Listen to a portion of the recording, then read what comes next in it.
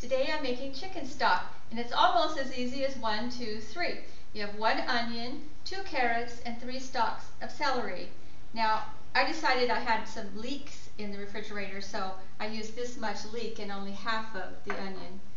In addition, you have a bunch of celery and 2 tablespoons of apple cider vinegar. And then, of course, the most important ingredient, the chicken bones. Now, I could never throw out chicken bones. Whenever we have the chicken, I put it in the freezer until I have maybe at least two chicken bones from 2 chickens, and then I make stock. But I only have 1 right now, as you can see.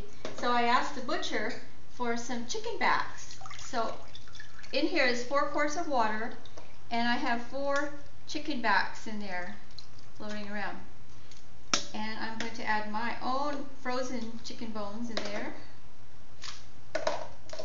And then I'm going to add the vinegar. The vinegar will help leach the minerals out. And I'll put the vegetables in. Now, I was really tempted to use my dried vegetables because I wouldn't have to chop them because they're already chopped. They're just sitting there. Just grab a couple handfuls of that, and when you're done, you don't have to chop. And the parsley I'm going to add at the very end. Then I'm going to chop it up. And then you'll notice there's no salt in it this time. Now I'm going to put this on a burner and bring it to a boil, and then check it for scum on the top. And if there's any scum, I'm going to drain it off with this, ladle it off. And then I'm going to cover it and simmer it for a day, 2 days. I'm not sure yet. I'll let you know how long. As you can see, there's not very much scum in here, but I wanted to just show you what you do. You just kind of herd it over to one spot, and then you just kind of lift it out like that. Take it to the sink and drain it, but I'll just for now put it right here, and then just keep skimming it until you get all that icky stuff out. This has been simmering on the stove for about 20 hours, and you can tell when it's ready because everything's in the bottom there. It's just collapsed. All the bones are on the bottom. This was mostly chicken back, so I'm not finding any big bones, but if you do a turkey, you'll see all the bones are on the bottom. And I'm going to put the parsley in first. I washed it in the salad spinner, filled the salad spinner with water, and then swished it around and drained it. And now I'm just going to put this in there. I didn't chop it because it's basically sacrificial. It's going to be strained out anyway, so we just want the extra nutrition that it will impart into the broth. So now I'm going to simmer this for 10 minutes, and then I'm going to turn the heat off for about 15 minutes because I don't want it to be too hot when I strain it. I'm going to use my pasta cooker to strain the broth. And it's still a little bit warm, and it might get messy, so you probably should put an apron on or something.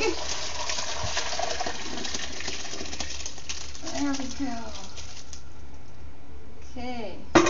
Then the trick is, all you have to do now is pull this out, let it strain a bit, and then I'm going to put this in the refrigerator to cool. Okay, here's what it looks like so far. I'm going to strain it again later, but first I want to get the fat off, so I'm going to put it in the refrigerator to cool it. And I had to take a rack out so that it would fit. The chicken stock has been in the refrigerator overnight, and the fat has risen to the top, so it should be easy to just skim it off the top, which is what I'm going to do right now. As you can see, it comes right off, and I'm going to skim all of it off, and then I'm going to heat this up a little bit.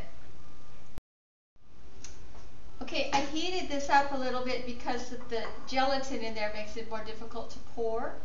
So it's going to pour a little easier now, and I'm going to strain it. I have this little strainer in here, and I'm going to strain this into this pot, into this glass.